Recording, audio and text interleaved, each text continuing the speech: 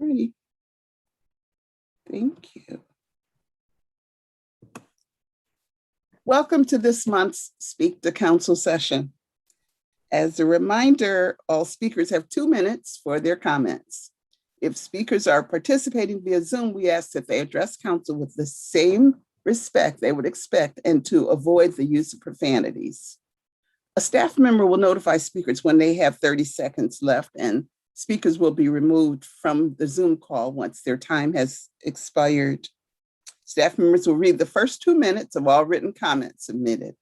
I would like to remind our participants and those watching online that my colleagues and I are here to listen to the comments presented before us tonight. And as such, it is standard we do not respond during this session.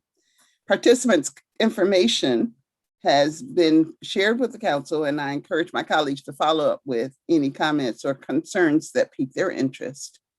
If you're participating via Zoom and watching a live stream on YouTube, while you're waiting to join the meeting, please remember to mute the live stream before entering the Zoom meeting, or you will hear a confusing echo of yourself.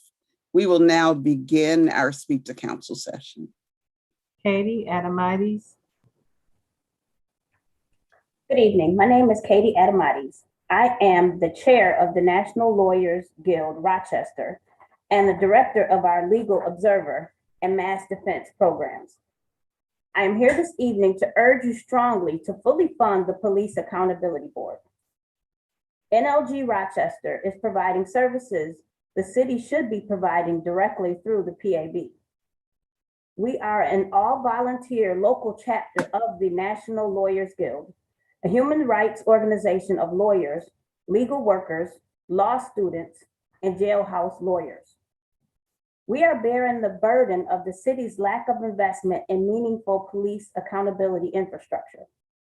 We not only sacrifice our organizational capacity, but our personal safety to document the police and provide legal support to demonstrators in the local community. We provide legal observers at demonstrations, a post-arrest support hotline, and know your rights training, all free of charge using volunteer time. We are working to hold the police and the city accountable as an organizational plaintiff in federal litigation. The city should be footing the bill to provide meaningful police oversight and discipline, not local volunteers desperate for a safer community.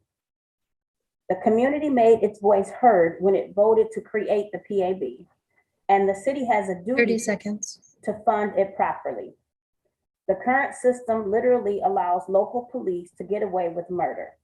In fact, the officer that arrested me in July for serving as a legal observer was Troy Talladay, an officer allowed to continue policing after he killed Daniel Prude.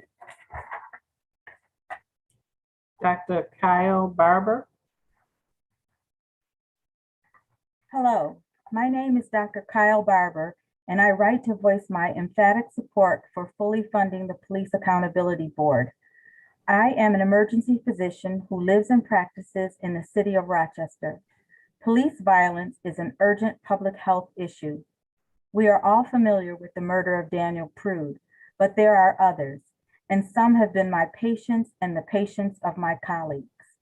In the past year, I have felt with my own hands the shards of a patient's shattered ribs and his collapsed lungs caused by bullets fired by Rochester police. I have heard the sobbing of my patients' families in the waiting room. My patients' deaths are not abstract. Our community bears the loss every day. There are more patients than just the deaths in the headlines. Some need taser darts removed. Some have broken bones, dislocations, and lacerations. Some are shot and survive. Some are involuntarily rendered to the hospital for clinically dubious reasons in lieu of charges. Our city has failed to address police violence and harassment. The absence of meaningful response from the mayor's office and police leadership has killed people, devastated families, and left wounds in the community that no doctor can heal. I am here to advocate for my patients. It is wrong for it to tolerate years of inaction. I urge you to fully fund the Police Accountability Board. It is crucial to the welfare of my patients and my community. Thank you for your time and consideration. Thomas O'Leary, voicemail.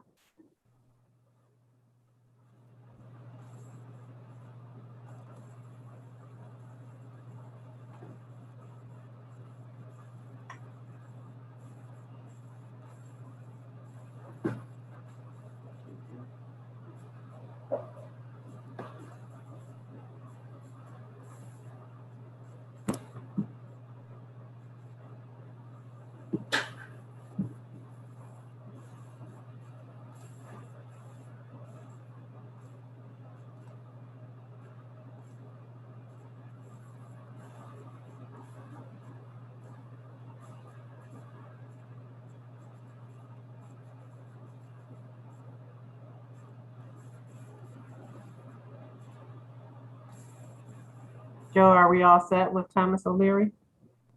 You can hear it? No, we can't hear it.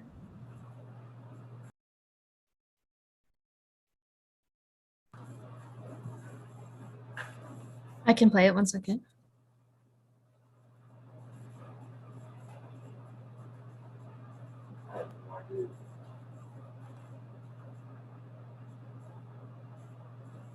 Hello, my name is Thomas O'Leary. I was calling about the People's Budget Forum. Unfortunately, I'm not able to attend it, but I wanted to just leave a comment here, and Wendy was kind enough to offer her voicemail to do that.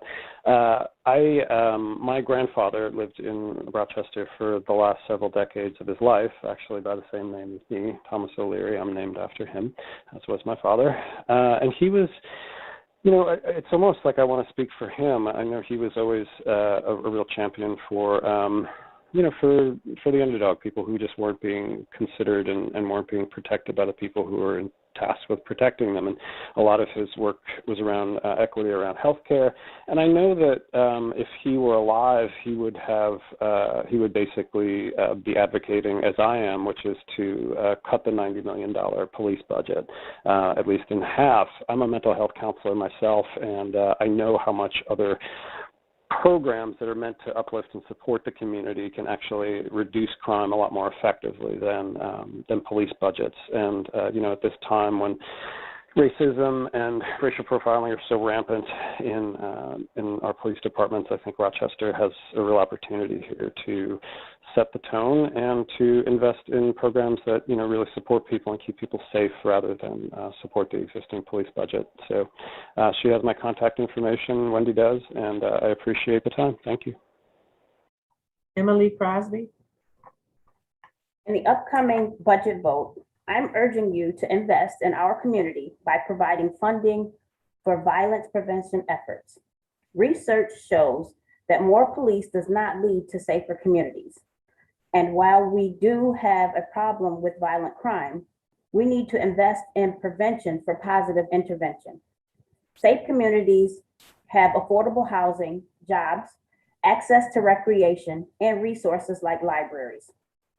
As a historian, I know that when the crack epidemic exploded across the country, African American communities were among those supporting the war on drugs and war on crime that led to a huge expansion in police and mass incarceration. But I also know that those same communities asked for extensive and broad-based investment in their communities. They asked for jobs, housing, better educational opportunities for their communities, which were being ravaged by deindustrialization. The mechanization of Southern agriculture, white flight from urban spaces, and a series of policies that undermined once thriving African American communities. Despite this broad understanding of what their communities needed, the only thing that various governments responded with was police and prison. As a result, police were asked to do much and communities were attacked for problems that were not of their own making. Today, we must make different decisions. We rely on police, most of whom do not even live in the city of Rochester, to fix long-standing systemic problems grounded in racism and poverty. They are simply not equipped to do it, and there is considerable evidence that they contribute to the problems. We That's must time. invest now in programs that will help support strong, healthy children and adults. Paul Marone will not be joining us, so Stevie Vargas will be joining us by Zoom.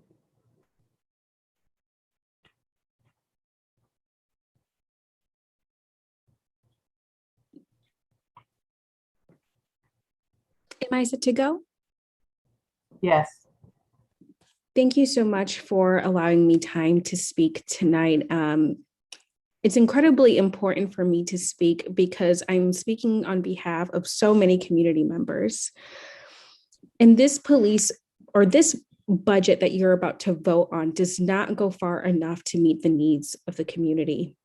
It critically underfunds community services and takes funds from capital improvements while moving animal services and victim services from under the purview of the RPD to create an illusion of significant divestment. We urge our Rochester City Council members to vote for a budget that invests in care and community, not harm and punishment. We want you to reduce the RPD budget and headcount by cutting vacant positions. We want you to place the new funds into contingency and earmark them for violence prevention efforts. And we want you to commit to and provide an actionable plan for a 50% reduction to the Rochester Police Department over the next 4 years. This is incredibly important because we have seen that city council members no longer view their constituents as humans. And we see that you are prioritizing funding the police rather investing in critical services that bring about true safety. This is incredibly personal to me. My father, who is struggling with mental health issues, homelessness, cannot get the services he needs because the city has not properly invested in them. My sister, who struggles with substance abuse disorder, has been funneled in and out of jail because she cannot get the services that she needs. My father is one mental breakdown away from being a victim of police brutality. Our city has failed the Daniels, has failed the Savannahs, and has failed the Arcadios. This is a moral document that you will be voting on, and we need you to invest in services that put us first. That's time. Stop investing in businesses that create harm, such as the police. Ravi Mangla. Dear council members, we're in a volatile moment in our city as a result of the colliding forces of the pandemic, police violence, and economic insecurity. As city leaders, you have the opportunity to set our community on a brighter path and invest in our most critical resource, our people. The proposed budget falls short of addressing the needs of our youth and families and continues to pour more money into failed policing models. I urge you to invest in the health and safety of our community by shifting police funds into contingency for actual violence prevention and peacekeeping programs. The safest communities have the most resources, not the most police. And I sincerely hope you'll make the needed investments to strengthen our community in this year's budget. Thank you for your time. Tierney Banano. Hello, I am Tierney Bonanno, and I'm writing you to leave a comment for the City Council for their budget hearing today. Violence in our community needs to be addressed. We need to reallocate a portion of the RPD funds to the Police Accountability Board and to invest in the youth of our city. If we take care of our youth, we take care of our future of our city. We need more services for our youth, such as rec centers, daycare, after-school programs, etc. We need to invest in the city the right way. I am counting on you to build a better community for our children and our children's children. The change starts with us. Thank you. Ann Lewis by Zoom.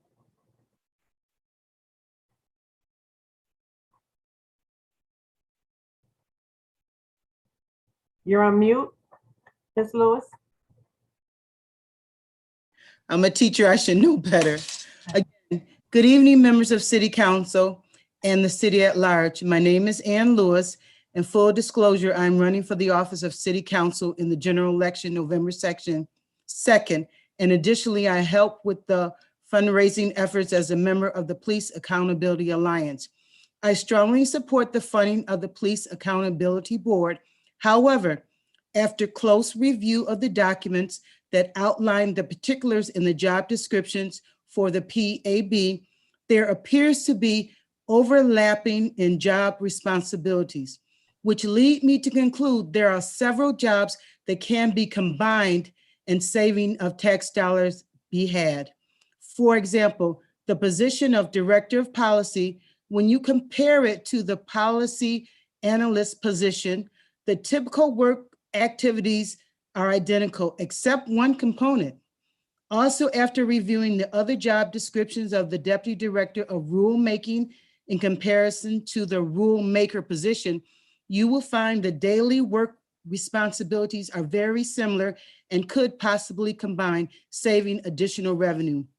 Additionally, there is overlap of the following three positions: Director of Public Education and Engagement, Public Engagement Officer, and Communications Officer, which need to be revisited for fiscal accountability. I say to you, stakeholders, we need 30 seconds. I'm sorry. 30 seconds. You can continue. Reality check. Many of the positions overlap. Lastly, for example, the bilingual clerk, it starts at $38,000. And many of the positions are paid more than the police officer's starting salary. Yes, the Police Accountability Board must be funded. However, there also must be accountability in all of the areas. Our Rochester City budget is our responsibility as stakeholders, and we must make everybody accountable. Thank you. And I had other examples, but my time ran out of overlap. Thank you. Miles Mac Mercer, voicemail.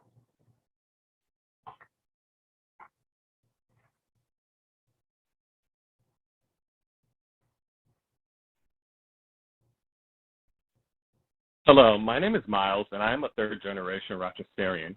I speak to you today about my disappointment and frankly disgust in this year's budget process.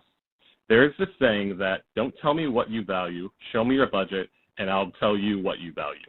Our budget indicates we value having the second largest police force relative to cities of our size, even after the documented incidents of violence we have seen by police over the past year. It's disappointing to see the PAB funding pulled not from our biggest sources of funding, but instead in part from the balancing act of cutting capital improvement projects. And make no mistake, this budget does fund the board for this year, but it is not a dedicated stream of funding. The board will be back at square one next year if this budget passes. It's frankly disgusting to see a shifting of animal services from RPD to the Department of Recreation framed as police reduction and reform. The shifting of services is not a reform. Pulling $2 million from vacant positions is not a decrease in headcount. It's budget manipulation. The 4% change in our public safety budget does not invest our resources differently so RPD can focus on reducing crime and violence. It's just more of the same. There's been a lot of fear-mongering about increases in crime during this political shock known as the pandemic. The fact of the matter is that we have mostly anecdotal evidence suggesting an increase in what police consider crime, along with some very general statistical evidence. However, researchers still are trying to figure out how and why violence has seemingly spiked. Anyone who says they know why is either lying or manipulating the anecdotal evidence for their own means. In addition, police don't even count the violent crimes that police commit, which would entirely reverse the crime stats in our city and in every city and state across the country. Our city needs a budget that prioritizes a seismic shift in funding for our schools, neighborhoods, and those within our lowest class. If you aren't willing to vote for a budget that does this, get out of the way so that we can have electors who are willing to challenge our current institution. Ray Matrano. Hello, Council. Our city needs its housing, food, healthcare, and education needs met. People need resources. This is what keeps people safe and needs to be overwhelmingly funded, not the police. Police do not provide resources. Police do not prevent crime. RPD does not keep people safe. RPD does not stop crime. It displaces crime to other parts of the city. Cut RPD budget by $5 million and turn it into resources that actually stop crime. Permanently affordable housing, widely accessible fresh food programs and community-owned co-ops, immediate access to all types of health care, including mental health, and highly resourced public community schools that have our publicly elected board to holding them accountable. And police accountability board workers need to be paid, period. Government workers need a living wage like everyone else, especially with the level of exhaustive work the PAB will be doing. $60,000 to $80,000 per year is what everyone working full-time in service to the community should be getting to meet their needs and not perpetuate a culture of exploited labor. It's a privilege to do your work from the heart. What you fund is what you value. Value meeting people's needs to keep them safe. Value the people tasked to meet those needs.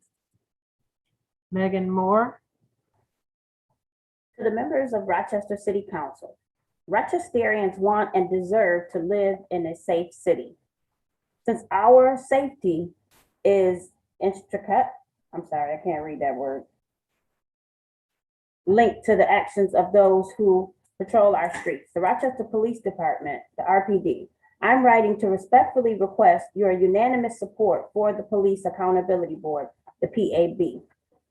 Specifically, I ask that City Council include Mayor Warren's proposed $5 million funding for the PAB in our city's 2021-22 budget. Additionally, I ask that the City Council offer unequivocal and unwavering support for a fully independent PAB. In order to focus on vitally important tasks like community outreach and education, and developing and recommending policies geared to protecting the safety of all Rochesterians, PAB must be entrusted with a degree of autonomy to operate independently, as is granted to most every other publicly funded agency. Without City Council's resolute support for the PAB's independence, the needs of our community may be overshadowed by the undue influence of politically motivated outside entities. A fully funded, fully autonomous PAB is imperative to keeping our community safe. Governor Cuomo has asserted the relationship between police and communities they serve is clearly not working, and Rochester needs to reckon with the real police accountability problem. Considering these observations, in conjunction with the violence Rochesterians have suffered at the hands of police this past year alone, it stands to reason that the RPD's existing patterns, practices, policies, and procedures are inadequate and severely lacking. That's time. Diane Stingle. Zoom. Council members, the recent increase in violence demonstrates the inability of the Rochester Police Department to provide public safety. The RPD is twice as large as comparable cities that have the same crime rate. Having more officers has not resulted in reduction in crime. Generally, RPD officers show up after an incident, they make reports and arrest people. In fact, in the last year, there are too many notable examples where the RPD response has made the situation much worse, sometimes with fatal results. It's unfair to expect RPD to be able to handle the wide variety of calls for service they do now. The vast majority of calls for service can be met more appropriately and affordably by other agencies. Traffic enforcement should be managed by the Department of Transportation. Safety courses instead of fines would prevent future incidents. Warrants, property crimes, and accident reports can be handled by minimally trained city employees. Family conflicts, juvenile incidents, and people with mental issues are best dealt with by the experts, trained experts on the PIC team. These calls are either administrative, reporting, or involve social issues. None require an officer with a gun. Law enforcement puts people at risk and does not increase public safety. Pretextual stops and investigations are ineffective and are frequently racially based. Enforcement steers too many people into repeated incarceration when in fact they only need basic supports such as housing, food, well-paying jobs, transportation, childcare, recreation, and counseling. Enforcement and incarceration do not prevent future crime, so are a waste of resources and humanity. It's critical to find out why a person committed a crime, then provide them the help they need so they never harm anyone else again. Those interested in increasing public safety certainly see the pragmatic reasons for reducing the RPD force and budget by half and diverting those funds into evidence-based programs that have a proven ability to reduce crime, such as advanced peace, law enforcement assisted diversion, youth recreation, etc. Alternatives to policing will provide the safety and long-term improvements needed in the lives of all the people of Rochester. Thank you. Sharon Turner. I urge City Council members to fully fund PAB at the $5 million request. I also urge you to maintain adequate funding for PIC, Pathways to Peace, mental health and addiction services, and programs, services for youth. Beyond these basics, I ask City Council members to take the long view of community needs. Approve a budget that will sustain and grow funding in these areas and other areas such as neighborhood housing and businesses, after-school programs, and youth mental health services and arts and cultural organizations, particularly those who serve youth and BIPOC populations. One of the ways to do this is to begin to decrease RPD funding and spend those funds on the community needs that contribute to the root causes of crime, thus decreasing the need for after-the-fact law enforcement. In the Sunday Democrat and Chronicle, Captain Frank Umbrino was quoted as saying, "I'm just leaving a soccer tournament where hundreds of kids playing soccer, having a good time with their parents. And then we come out here and you got two kids walking down the street in broad daylight, gunned down. Enough." Within his statement is one of the answers. How many of those soccer participants were city youth? There is a huge need for many more engaging activities for city youth to participate in. I know from having run an after-school photography and writing program serving city students for 20 years that more programs for youth are desperately needed, especially starting in middle school. Programs need to be welcoming, have dedicated staff who listen to the youth, build long-term relationships with youth and their families, include food, transportation, and all necessary supplies. They need to be small, intensive, and engage with youth over several years. Such programs cost more in the short term, but the resulting long-term outcomes for youth in the community are huge. 20 years, that more programs for youth are desperately needed, especially starting in middle school. Programs need to be shifting departments of RPD to other departments, i.e. animal services. That's time. Dr. Gail Harrison by Zoom.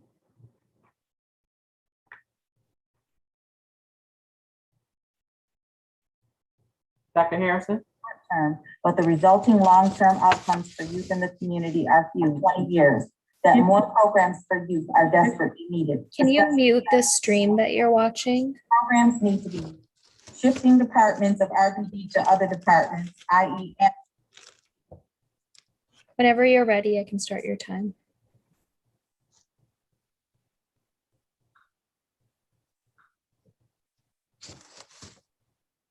Dr. Harrison. Good afternoon. Please let me know that you can hear me by nodding your head. I have two things going. Thank you. Good afternoon. I am Gail Harrison, president of Rock Acts. We are an interfaith organization committed to social and racial justice. I have listened to City Council review the 2021 budget and recognize that it is a cumbersome, difficult task. The challenge I found in looking at and listening to how the budget was reviewed was that each item seemed to present itself as having equal weight. Perhaps I'm wrong, but I didn't hear a discussion on specific budget priorities, specific and general priorities that reflect the cries and calls of our neighbors, to set those priorities and to correlate those priorities with funding first. We request council take the needed time to prioritize the current budget allocations so that all services for youth and all community-based services are first to receive what they need financially. This includes, but is not limited to, expand the Persons in Crisis Program, significantly extend the Boys and Girls Club hours and personnel, expand library hours, significantly expand the sports activities for all ages, kickball, soccer, football, tennis, basketball, swimming, expand the neighborhood net offices to include block parties, reduce the size of the police department so it is in line with other cities its size, provide meaningful funding for all the current community services such as Rise Up Rochester, Saving Our Youth, fund existing community volunteer organizations so community jobs are created, significantly increase the personnel for Pathways to Peace, provide meaningful support, housing, jobs for citizens who are re-entering society from incarceration, and of course, funding the Police Accountability Board. These are the types of services that recognize that our youth and families come first. This budget must be put, in this budget, our money must be put where it is needed most for our community to indeed become a village that is supportive and proactive. Thank you. Jack Motley by Zoom. Thank you for allowing me to speak. I have two issues I'd like to address that relate to budget and policing. Number one, studies have shown that the rate of violent and racist incidents a police officer is involved with increases with time on the force. Apparently, some effort goes into screening applicants to the police department for racist and violent tendencies, but no one screens or has the authority to proactively deal with officers who have become burned out or radicalized after they are sworn in. For the safety of the community, as well as for the officer's own mental health, there need to be line items in the budget for officer mental health. The second issue is that all the numbers I have seen about calls to 911 have shown that a large fraction, if not a majority of those calls, need counselors, not warriors, to respond to them. There are over 700 sworn officers in the Rochester Police Department. To claim that you're going to replace them on about half of their calls with only 40 PIC team members is ludicrous. This is a transparent move to mollify those on the left by putting the PIC team in place, but to assure it will fail due to understaffing. We obviously need 350 PIC team members and 350 fewer sworn officers. Thank you. Kelly Cheeto by Zoom.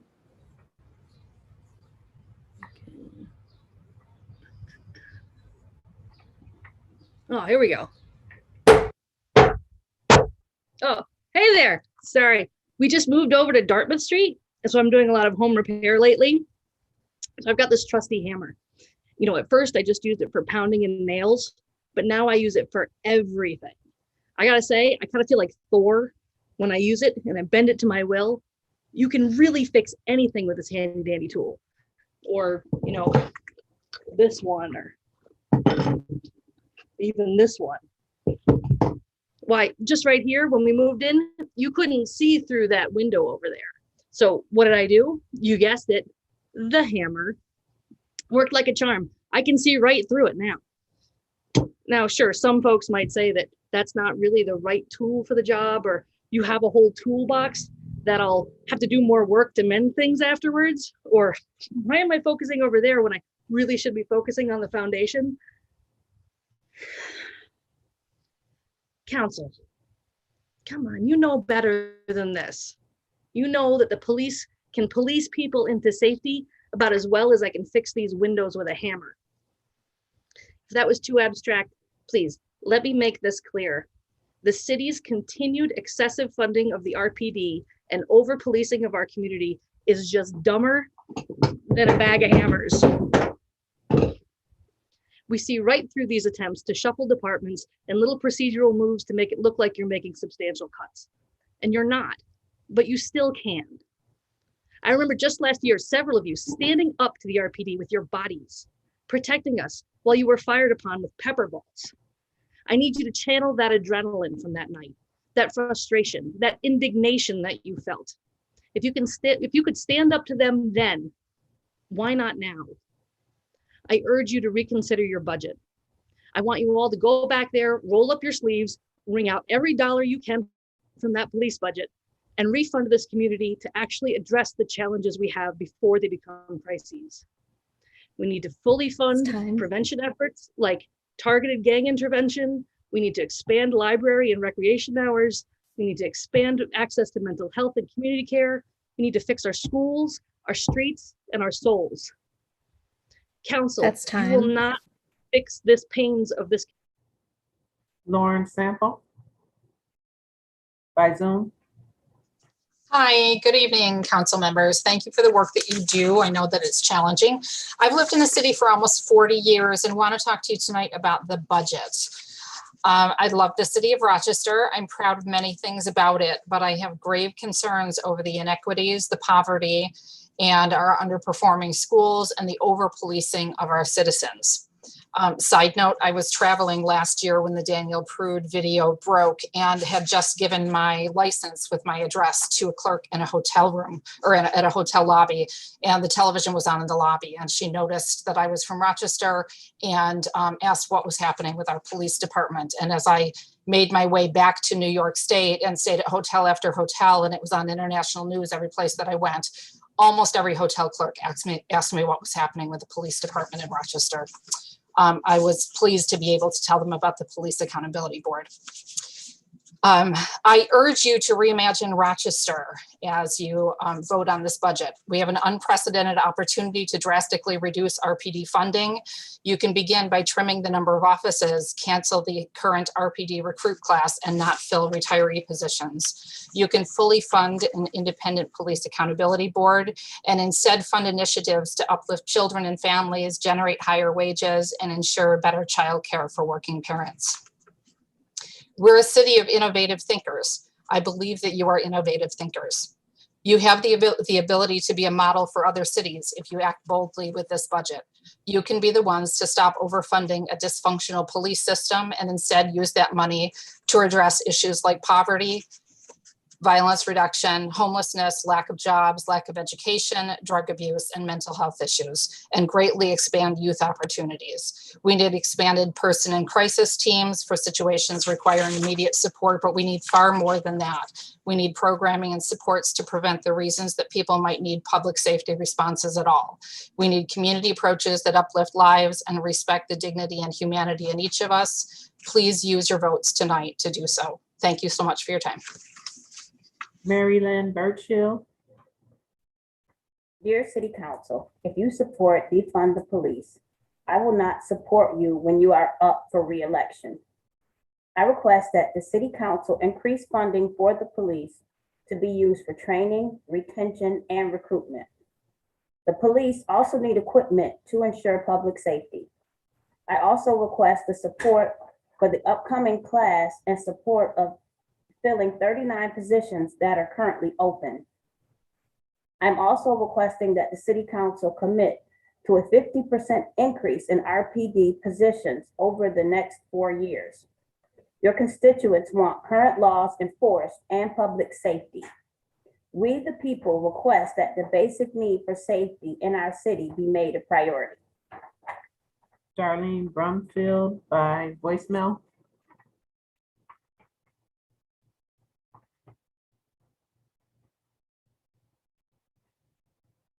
Hello, my name is Darlene Brumfield. I was calling. I'm representing the Northeast District of Rochester, so my representative is Michael Patterson.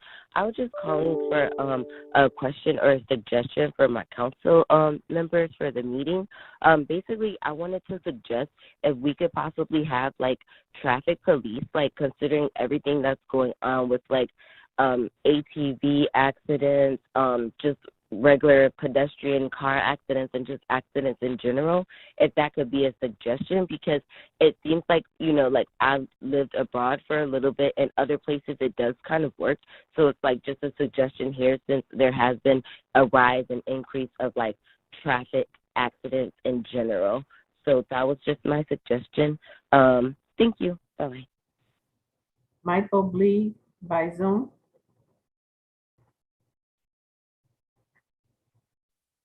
Hello, can you hear me? Yes. Okay, this is Mike Bleed. I recommend strongly the approval of the $1 million to implement the Raise Commission proposal to include the diversion recommendation that was included in the proposal. Through UCLM, I wrote the diversion related proposal. We now have a team that is developing a specific implementation plan, and we will have a memorandum of understanding by September.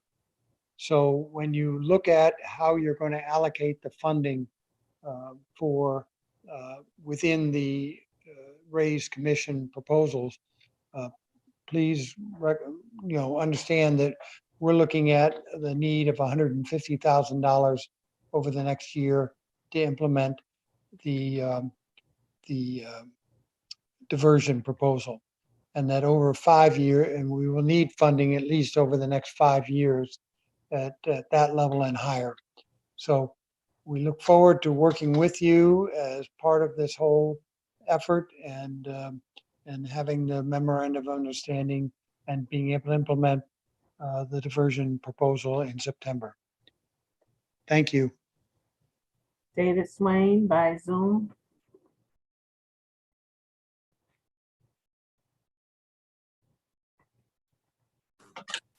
Hello, how are you?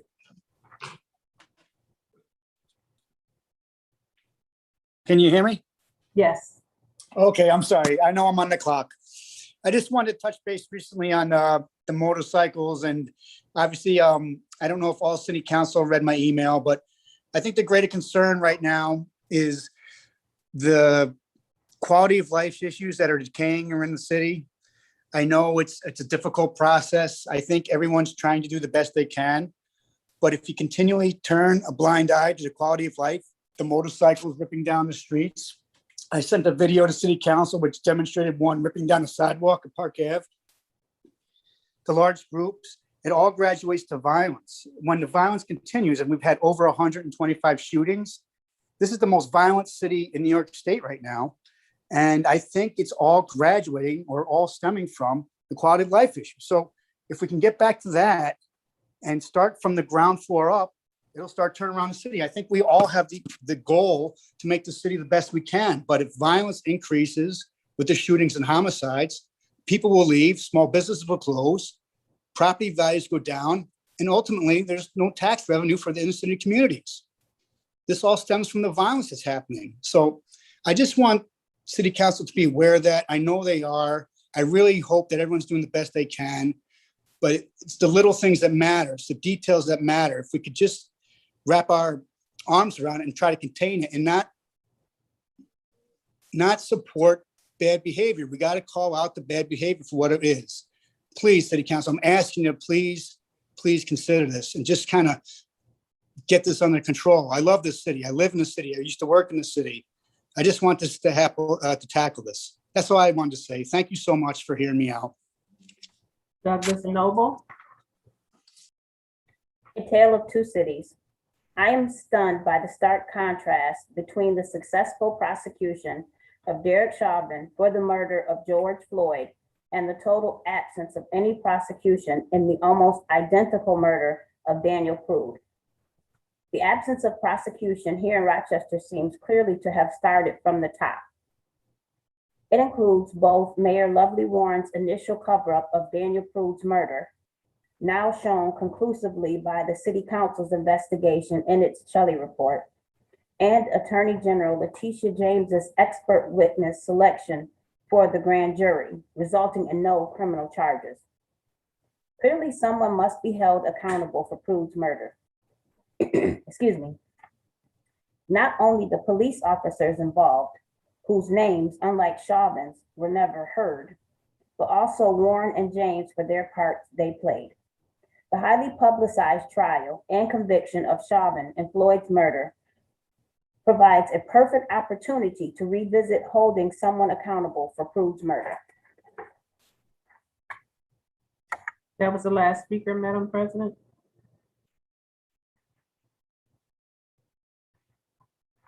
You're on mute.